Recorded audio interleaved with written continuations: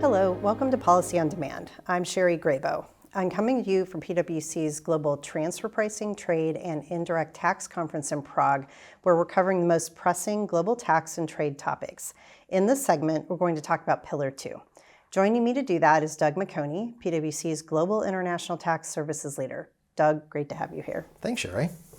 So the G7 agreement has been the topic of much conversation in recent months. And one of the goals of that agreement was compliance simplification. Does that mean that if this agreement proceeds, that companies will no longer have to file Pillar 2 tax returns? The short answer, Sherry, is no, but I think it requires a little bit more detailed response. For non-U.S. parented groups, the G7 agreement should not impact their filing obligations for 24, 25, and even likely 26. There are permanent safe harbors, which we'll talk about, that could change the compliance starting from 2027 and going forward. For U.S. MNCs, I think many of us believe that the compliance requirements for 24 and likely 2025 will still be required. At a minimum for U.S. multinationals, they will absolutely have to do the qualified domestic minimum top-up tax returns, which several are due this year in 2025.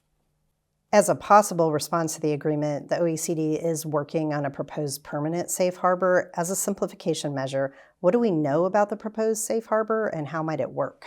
Well, there's still a lot of questions about the substance of this permanent safe harbor. And I think what we've heard recently from the OECD is that they're now contemplating actually extending the transitional safe harbor for an additional year. But the permanent safe harbor generally no longer relies on country-by-country reporting. It would apply after the transitional safe harbor expires and would also require the use of consolidated financial statements. It's a jurisdictional calc, which makes things easier. It does have some simplified income and simplified taxes calculation, although there has still been some concern with respect to deferred tax accounting, deferred tax liabilities, and deferred tax assets, some of the complexities associated with that.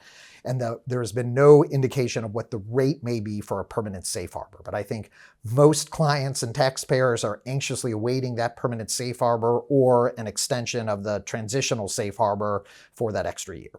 You mentioned the transitional safe harbor, and that may still be extended while details get worked out on a permanent safe harbor. So what should companies be thinking about in terms of their CbCR reporting? Well, one of the reasons, Sherry, that I came to the Transfer Pricing Conference is to make sure that our transfer pricing clients and colleagues understand what an important role they play in the Pillar 2 process. And to meet the transitional safe harbor or qualify for the transitional safe harbor, you need to have a qualifying country-by-country report. And in most organizations, that process is led by our transfer pricing colleagues. And so the big challenge, or one of the big challenges from a CbCR perspective, is that the data that is needed, first of all, needs to be based on financial accounting data, whether local stat or at the UPE. And the big challenge for many taxpayers is the timing of when that country-by-country data needs to be gathered, because it's certainly earlier than what it was historically for companies that want to rely on the transitional safe harbor. At a minimum, we've established that there should likely be reporting obligations for 2024 that companies need to be planning for, and likely beyond that. But as things evolve and we see what happens with simplification, what are we seeing clients do right now in terms of how they're approaching Pillar 2 compliance from a tax operations perspective, i.e. process, technology, et cetera?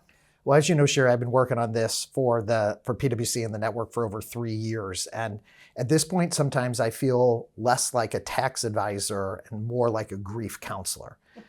And the challenge that we have is getting taxpayers and clients out of the denial phase, past the anger phase, and into the acceptance phase. Pillar 2 has happened. 35 countries implemented the rules in 2024. We're up almost 60 through 2025, and with even more that are going to be coming online.